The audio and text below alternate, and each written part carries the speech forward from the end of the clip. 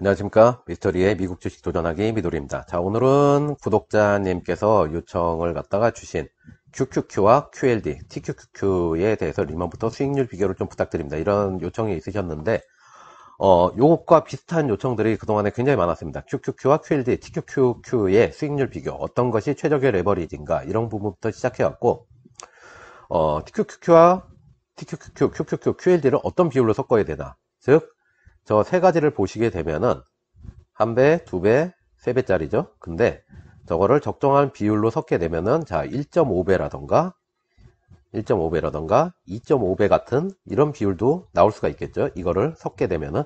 자, 이렇게 됐을 때, 어떤 레버리지 배율의 최적의 레버리지 배율은 어떤 배율로 1배짜리를 해야 되냐, 1.5배, 2배, 2.5배, 3배 중에서 어떤 것을 갖다 최적의 배율이 될 수 있는가에 대해서 주시는 질문들이 굉장히 많았습니다. 그리고서 지속적으로 많았고, 인터넷을 봐도 이렇게 많은데, 대부분의 경우에는, 자, 2배에서 2.5배 정도, 이 2배 언저리가 가장 좋은 배율이다, 레버리지 배율이다, 이런 이야기들이 많이 있습니다. 많이 있는데, 자, 이런 이야기들이 어떻게 해서 나왔는가를 갖다 한번 살펴보게 되니까, 자, 많이 보셨던 표죠? 요게 굉장히 많이 보셨던 표일 겁니다. 요게.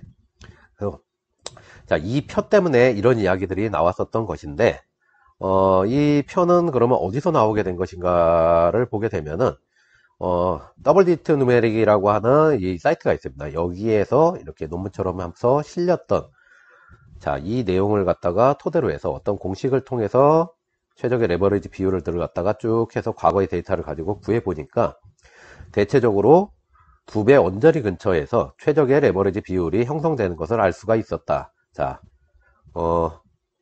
이러한 내용들이 있어 갖고, 그동안에는 한동안에 이제 그런 이야기들이 있었는데, 자, 그래서 이것을 QQQ와 QLD, TQQQ는 과연 2배에서 2.5배가 정말 최적의 레버리지 비율인가라는 주제를 가지고, 자, 1편과 2편으로 나눠서 한번 이야기를 해볼까 합니다.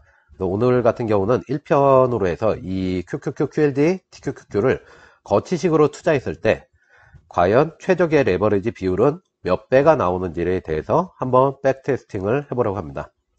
참고로 백테스팅은 미래의 수익을 예측하는 게 아닌 과거의 위기나 기회를 발판 삼아서 투자 전략을 세워보기 위함임을 미리 알려드립니다. 일단은 이제 백테스팅을 하기에 앞서서 이번에 했던 방식을 갖다 조금 더 간단하게 한번 설명을 한번 드려볼까 합니다. 지난번 같은 경우는 전체적으로 수익률에 매일같이 주가 변동량에 따른 이제 수익률만을 갖다 뽑아봤는데, 이번 같은 경우는 배율을 갖다 우리가 좀 정해봐야 됩니다. 배율을 갖다가 정해봐야 되다 보니까, 각각의 금액대에서 우리가 주식을 어떻게 보유하고 있었는가에 따라서 이 배율이 정해지게 되겠죠. 그래서, 일반적으로 주가의 변동에 따라 가지고서 만드는 게 아니라, 백세팅을 하는 게 아니라, 실제로, 닷컴 버블이 벌어졌던 2000년부터 시작해갖고선 전체적으로 TQQQ와 TQQQ의 예상 주가를 뽑아보았습니다. QQQ 같은 경우는 다행스럽게 이제, 당시에 주가가 있어서 그 주가 데이터를 그대로 사용했는데, TQQQ 같은 경우는 그 당시에 주식이 없었죠. 2010년 이후에 생겼기 때문에. 그래갖고, 죄송합니다. 2010년까지의 데이터를 갖다 가지고선 전체적으로 이제 주가를 갖다 역산으로 계산을 해서, 딱 2000년 1월 3일 정도에 어느 정도의 주가가 나올지를 예상하는 주가를 갖다 만들어 보았습니다. 그래서 이 만들어 본 걸 가지고 2010년에서 현재 시점인 2021년까지의 실제 주가와 비교를 하였더니 얼추 비슷하게 맞았습니다. 그래서 그 이전에 2000년도에 주가도 이 정도가 나오는 것이 맞게 된다라고 우리가 예측을 갖다 할 수가 있어서, 이 주가를 갖다 가지고 실제로 투자 원금 $10,000, 1000만원 정도로 갖다 투자했을 때 각 비율에 따라서 우리가 QQQ와 TQQQ를 몇 주 정도씩을 갖다 소유할 수가 있는지를 갖다 한번 뽑아 보았습니다. 자, 그런데 보시게 되면은 1배, 2배, 3배가 되었죠. 1배짜리는 당연히 QQQ일 거고, 2배짜리는 QLD, 세 번째는 TQQQ인데, 2배에서 QQQ를 갖다가 주가를 뽑아서 사용하지 않고 QQQ와 TQQQ를 혼합한 것을 갖다 사용한 이유는, 자, 2배는 이제 QLD 대신에 이런 조합을 했는데, 이 QLD 같은 경우는 운용보수가 TQQQ하고 똑같이 좀 비쌉니다. 그래서 운용보수가 싼 QQQ를 포함해서, 자, 이런 식으로 조합을 하는 게 약간 좀 유리한 면이 있습니다. 그래가지고 QLD 자체를 갖다 사는 것보다 이 중간에서도 QLD와 TQQQ를 갖다 조합하는 것보다 QQQ와 TQQQ를 조합하는 게 운용보수면에서 약간 유리하겠죠. 그래서 이러한 방식으로 해가지고 각각의 배율별로 뽑아가지고선 실제 주식을 $10,000를 가지고 했을 때를 갖다가 한번 산정을 해서 뽑아봤습니다.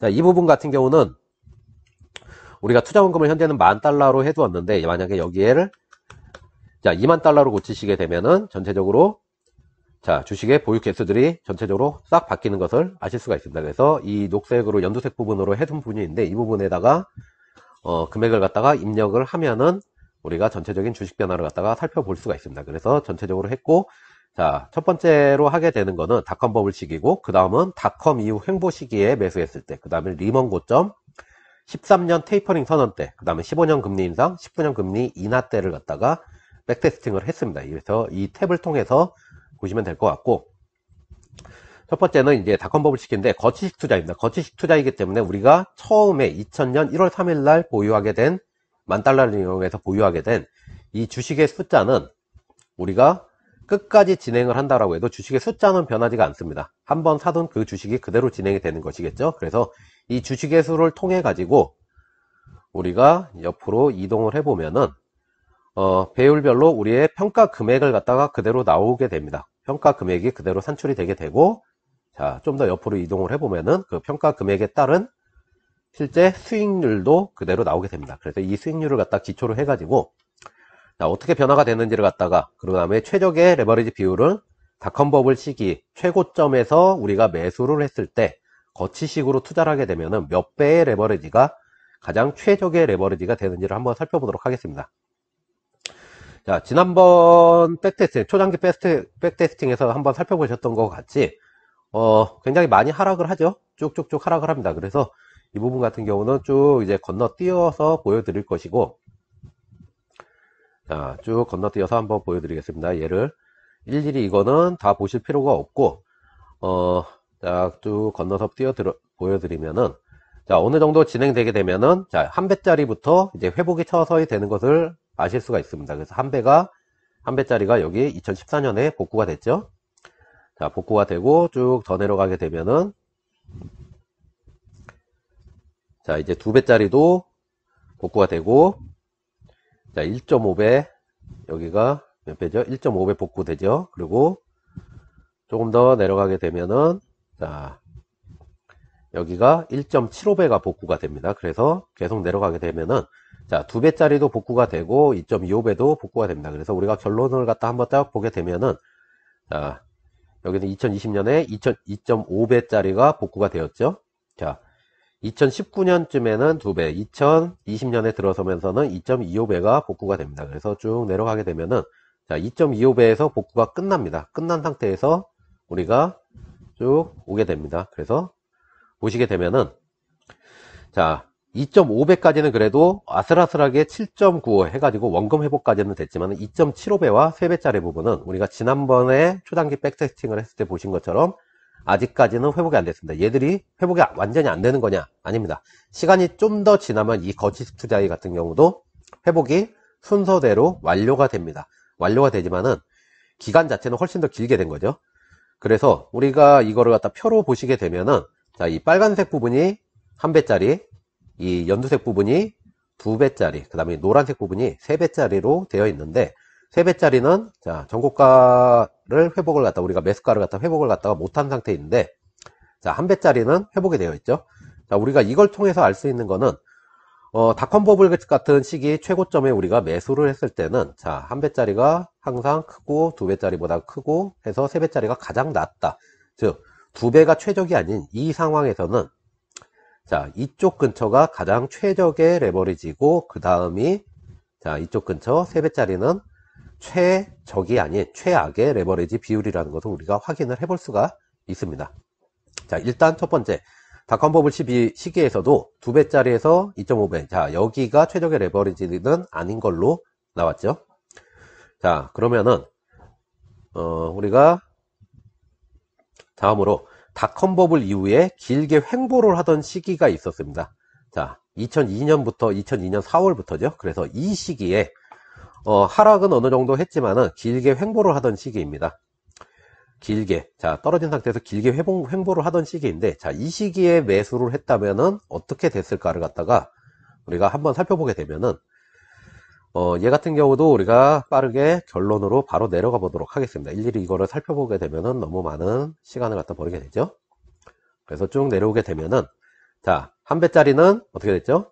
871% 정도의 수익률을 올렸죠. 1.25배는 1349%, 1.5배는 1827%입니다. 1.75배는 2306%, 두 배짜리는 2784%, 2.25배는 3262%, 2.5배는 3740%, 2.75배는 4218%의 수익이 얻었고, 3배짜리는 4696%의 수익을 거둔 것을 알 수가 있습니다. 자, 닷컴버블이 원래 데이터대로 하게 되면은, 자, 이렇게 해서 닷컴버블이 왔다가, 자, 내려오게 된 게 여기가 2002년 시점입니다. 자, 여기가 2000년 시점이고, 자, 우리가 어떤 지점에서 매수를 하게 됐는지는 사실 모릅니다. 일이 지나고 나야지 알 수가 있는 거죠. 그래서, 자, 이 시기에 매수를 했을 때는 곱하기 1이 최적이었는데, 자, 2002년 4월달 이후 횡보하는 시기에 했더니, 바로 3배짜리가 가장 크고, 그 다음이 2배짜리, 1배짜리가 가장 작은 것을 알 수가 있습니다. 그래서, 자, 여기가 최적의 레버리지라는 거는 틀린 거고, 자, 하락의 시기, 이 횡보의 시기에 샀을 때는 3배짜리가 최적의 레버리지다. 우리가 이렇게 된 것을 알 수가 있습니다. 자, 그러면 리먼 고점에서 매수를 갖다 했다면은 어떤 일이 생겼을까요? 자, 2008년 9월 12일 날 매수를 했습니다. 그 다음 월요일인 9월 15일에 해가지고서 리먼 사태가 터지게 되면서 하락을 갖다가 쭉쭉쭉 하게 되죠. 자, 이것도 우리가 바로 결론으로 내려가서 살펴보게 되면은, 자, 한 배짜리는 651%, 1.25배는 1340%, 1.5배는 2029%, 1.75배짜리는 2718%, 두 배짜리는 3407%, 2.25배짜리는 4096%, 2.5배짜리는 4785%, 2.75배짜리는 5474%, 그 다음에 3배짜리는 6162%로 해서, 리먼 사태에서 최고점에 우리가 매수를 하였다라고 해서 하더라도, 현재까지를 갖다 가지고 거치식으로 투자를 했다라고 하면은, 역시나 3배가 가장 큰, 수익을 얻었고, 그 다음이 2배, 그 다음에 1배짜리가 가장 낮은 수익을 해서 최적의 레버리지는 역시 이 부분이 아니고 3배짜리임을 우리는 확인을 해볼 수가 있습니다. 그래서 우리가 차트를 보게 되셔도, 자, 노란색으로 된 3배짜리가 가장 높고, 연두색으로 된 2배짜리 근처는 항상 중간에 끼어 있는 것을 우리가 알 수가 있죠. 자, 리먼 고점에서 매수를 했을 때 우리가 적립을 하지 않고 거치식으로 놔뒀다라고 해도, 자, 이런 결과가 나오게 됩니다. 자, 그러면은 13년 테이퍼링 선언 때는 어땠을까요? 테이퍼링 선언 때도 마찬가지입니다. 5월 23일 날 해서 2013년 5월 23일에 테이퍼링 선언이 나면서 국채금리가 상승을 하게 되는데, 이거에 대해서는 이제 상승 시기라든가 금리들이 상승 시기, 테이퍼링이 실행된 시기에 대해서 이 태그를 다 붙어줬습니다. 그래서 나중에 이거를 확인해 보시면 될 것 같고, 자, 쭉 내려와서 우리가 결과를 갖다가 최종적인 결과를 보게 되면은, 자, 한 배짜리는 343%, 1.25배짜리는 691% 하고 2배짜리가 1735%죠. 그 다음에 3배짜리는 3126% 해서 이번에도 역시 차트를 살펴보시면은 3배짜리, 노란색으로 된 3배짜리가 가장 높은 수익률을 얻었고, 자, 연두색인 2배짜리가 그 다음에 빨간색인 1배짜리는 가장 낮았습니다. 그래서 이번에도 역시 3배짜리가 가장 높고, 그 다음에 2배, 자, 1배 이런 순서가 돼서 여기는 최적의 레버리지가 아니었고 가장 높은 수익률을 오른 것은, 자, 2배짜리라는 것을 3배짜리라는 것을 우리가 확인을 해볼 수가 있었습니다. 자, 15년 금리 인상 시기와 19년 금리 인하 시기도 역시 마찬가지입니다. 자, 이 시기도 역시 마찬가지입니다.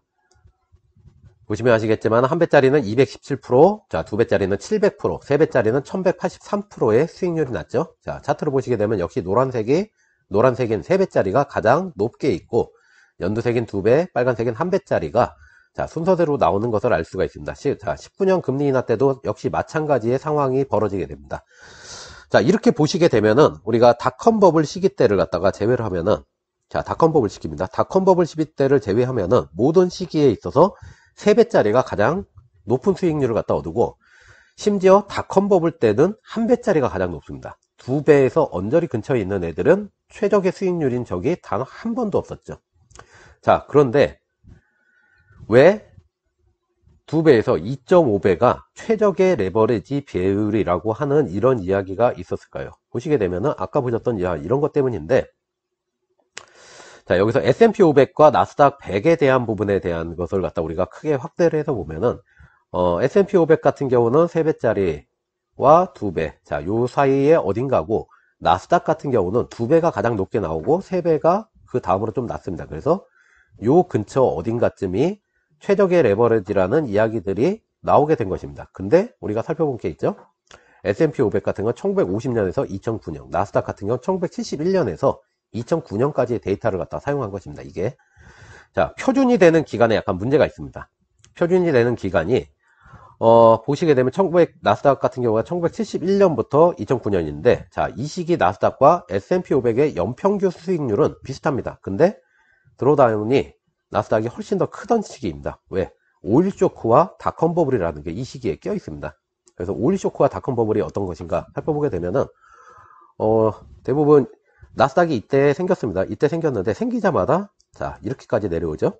닷컴 버블 때 이만큼 내려왔는데, 자, 닷컴 버블 때 이만큼 내려오고, 자, 이 시기가 리먼입니다. 오일 쇼크 내려온 게 거의 닷컴 버블에 흡사할 정도로 굉장히 깊게 떨어진 시기였습니다. 그래서 이게 나스닥이 처음 생겼을 때의 차트인데, 나스닥은 자, 이 두 번의 시기가 해가지고선 자, 이 표와 데이터에 반영이 되어 있는 겁니다. 그래서 연평균 수익률 같은 경우는 그다지 높지가 않았습니다. 과거에는 나스닥이 S&P 500을 이긴 거는 애플이 아이폰을 출시한 이후 2년 뒤부터, 닷컴 버블이 터지고 10년 이후부터입니다. 자, 보시게 되면은 이게 연두색 부분이 나스닥, 그 다음 회색이 S&P 500, 그 다음에 약간 똥색 나는 것이 다우존스의 수익률인데, 자, 나스닥 수익률이 확실하게 S&P나 다우를 이긴 시기는, 자, 대부분의 시기에서 이긴 시기는 딱 요 시기 뿐입니다. 나머지 시기에서는 그다지 많이 이기는 경우들이 사실은 없었습니다. 그래서 과거의 데이터를 갖다 보게 되면 2007년까지는 S&P 평균 수익률은 11%, 나스닥 평균 수익률은 14%인데, 심지어 나스닥은 닷컴 버블 때, 자, 이렇게까지 치솟는, 자, 이 지점에 올라갈 때 84% 수익률이 포함됐음에도 불구하고 14%입니다. 자, 이걸 빼놓고 나면은 S&P 평균 수익률보다 낮습니다. 나스닥은. 그런데 자, 앞에서 말씀드린 것처럼 오일 쇼크와 닷컴 버블 때문에 해갖고서 맥스 드로다운 같은 건 드로다운을 하는 밑으로 하방을 갖다 찍는 거는 훨씬 더 컸다고 했죠. S&P보다도. 자, 이런 것들이 반영이 돼 있고, 반영이 되다 보니까 S&P의 자, 전체 수익률을, 연평균 누적 수익률을 보시게 되면은 S&P하고선 나스닥에 있어갖고 큰 차이가 사실 없습니다. 이 두 개가 보면은. 자, 몇 점에, 어느 지점에 레버리지에 꽂혔느냐를 보실 게 아니라, 실제로 이걸 보시면 크게 없는 거를 알 수가 있습니다. 그래서, 우리가 생각하는 나스닥이 S&P를 갖다 이기는 거는 2009년 이후로 해가지고선, 보시게 되면 S&P 500의 평균 수익률은 13%, 나스닥 평균 수익률은 20%입니다. 근데 범위는, 레인지는 15에서 43%를 대부분을 차지하고 있었죠. 그래서 이 정도가 나오게 되는데, 자, 최근에 와서 사실 나스닥이 이렇게 이기고 있던 것이지, 과거에 이 데이터를 뽑았던 2009년까지는 그러지 못했기 때문에, 자, 나스닥의 자, 수익률 자체가 S&P 500보다도 낮게 나옵니다. 자, 2배짜리로 했을 때도 낮게 나오죠. 그래서 이거는 기간에 대한 문제입니다. 만약에 이 데이터를 이 사람들이 2021년까지로 뽑았다라고 하면은 어떻게 됐을까요? 2021년까지로 뽑았다라고 하면 당연히 얘도 이렇게 나옵니다. 나스닥도 3배짜리가 가장 높은 숫자가 나옵니다. 근데 기간의 범주가 이렇다 보니까 2배짜리가 가장 높게 나올 수밖에 없었던 것이라고 보여집니다. 그래서 우리가 이거를 통해서 이제 알 수 있는 거는 2배짜리가 나스닥이 최적의 레버리지 비율이라고 나온 거는, 자, 이 표준이 되는 기간에 대한 문제였던 거지, 우리가 기간을 좀 더 길게 잡아서 나스닥이 S&P 500을 이기기 시작한 2009년 이후를 갖다가 포함하게 되면은 나스닥 역시 S&P 500처럼 3배짜리가 조금 더 나은 수익률을 갖다 내는 레버리지 배율이 될 수도 있다라는 것을 우리가 확인을 해볼 수가 있습니다. 그리고 테이퍼링과 금리 인상은 에 대비해서 주가는 항상 선반영되고 금리 인상 역시 마찬가지이다, 이런 부분이 있는데, 자, 이거 같은 경우는 우리가 15년 금리 인상과 19년 금리 인하 때를 갖다 한번 보시게 되면 될 것 같고, 이 엑셀 파일 같은 경우는 아랫부분에 링크를 달아가지고 제가 이제 저 구글 쪽을 통해가지고서 다운을 받을 수 있게 한번 해두겠습니다. 해둘 테니까 디테일한 부분은 아마 그렇게 해갖고 확인을 해보시면 될 것 같습니다. 이거를 전부 소개하다 보면은 일일이 다 소개하다 보면은 영상이 한 40분, 1시간 정도가 될 것 같아갖고 대략적으로 우리가 살펴본 거에 따져서 보게 되면은 일단은 3배짜리는 가장 최적의 레버리지는 나스닥도 2009년 이후의 데이터를 포함하면 3배가 가장 최적이고 2배짜리는 아닌데 단 하나 닷컴버블과 같은 시기를 우리가 만나게 됐을 때는 자 3배가 아닌 1배짜리가 최적의 레버리지 비율이 될 수도 있다 라고 우리가 생각을 해볼 수가 있습니다. 물론 다 거치식 투자의 얘기입니다. 거치식 투자. 자 그러면은 적립식 투자로 했을 때는 레버리지 배율이 바뀔 수 있을까요? 자, 그래갖고 우리가 2편을 한번 준비를 해봤습니다. 2편은 적립식 투자로 QQQ, QLD, TQQQ를 투자했을 때 과연 어떤 것이 최적의 레버리지 배율이 나올까 했는데 자, 이 부분에 대해서는 자, 2편에서 다시 한번 해보도록 하겠습니다. 자, 오늘도 시청해 주셔서 감사합니다.